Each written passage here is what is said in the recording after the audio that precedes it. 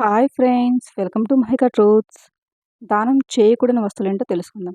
సాధారణంగా దానం చేయాలని అందరూ చెప్తూ ఉన్నారు. దానం చేయడం వలన ఎంతో పుణ్యం కలుగుతుంది. ఆ భగవంతుడి ఆశీస్సులు లభిస్తాయని చెప్తారు. దానం చేయడాన్ని గొప్ప పుణ్యకార్యంగా భావిస్తారు. ఎవరైనా తమ వద్దకు వచ్చి ఆర్జించినా లేక మనమే ఏదైనా దానం చేయాలనుకున్నా తప్పక చేయొచ్చని చెప్తారు.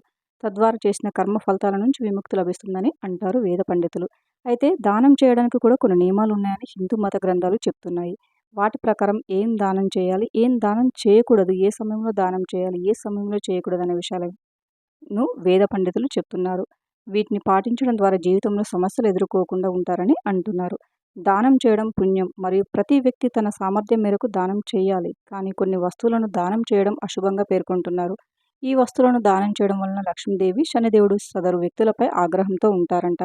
తద్వారా వారు తమ జీవితంలో అనేక సమస్యలను ఎదుర్కొంటారు. మరి ఎప్పుడు దానం చేయకూడని వస్తువులేంటో ఇప్పుడు మనం ఈ వీడియోలో తెలుసుకుందాం.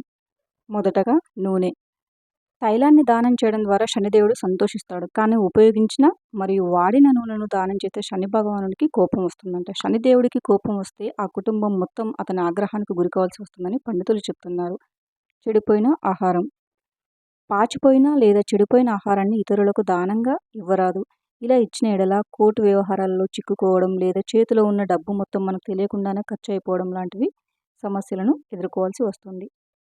కొబ్బరి నూనె. కొబ్బరి నూనెను కూడా మన ఇంటికి వచ్చిన బంధువులకు ఇవ్వకూడదు. ఇక ఇరుగింటి పొరుగింటి వాళ్ళకు కూడా కొబ్బరి నూనె దానంగా ఇవ్వకూడదు. ముఖ్యంగా మన ఇంటికి వచ్చిన బంధువులకు మన చేతులతో వారి జుట్టుకు కొబ్బరి నూనెను రాయడం వంటి పనులు అస్సలు చేయకూడదు. ఇలా చేయడం వల్ల ఇంట్లో ధనలక్ష్మి ఉండదంట.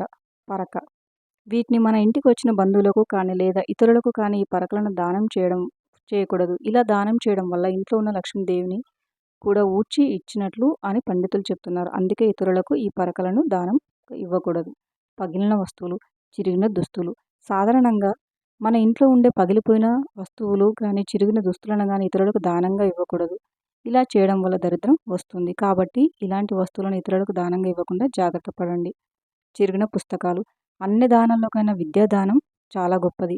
దానం చేసే వస్తువులు మంచిగా శుభ్రంగా ఉండాలి. చిరగకుండా మంచిగా ఉన్న పుస్తకాలను, గ్రంథాలకు దానం చేస్తే ఎంతో మంచి ఫలితాలను ఇస్తుంది. కానీ చిరిగిన పుస్తకాలను దానం చేస్తే జ్ఞానం లోపిస్తుందని పండితులు అంటున్నారు.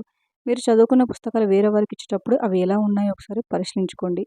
పదునైన వస్తువులు. కత్తులు, కటార్లు వంటి పదునైన వస్తువులను ఇతరులకు దానంగా ఇవ్వకూడదు. ఇలా ఇచ్చిన ఎడల వారిని దురదృష్టం చుట్టుముడుతుంది. భార్యాభర్తల మధ్య గొడవలు కూడా పెరగడం ఉంటుంది. ఒక్కోసారి చాలా తీవ్రమైన పరిణామాలు కూడా ఎదుర్కోవాల్సి వస్తుంది. Thank you for watching friends. ఈ వీడియో కనుక మీకు నచ్చినట్లయితే వీడియోని లైక్ చేసి మరిన్ని వీడియోస్ కోసం మా ఛానల్ని సబ్స్క్రైబ్ చేసుకోండి.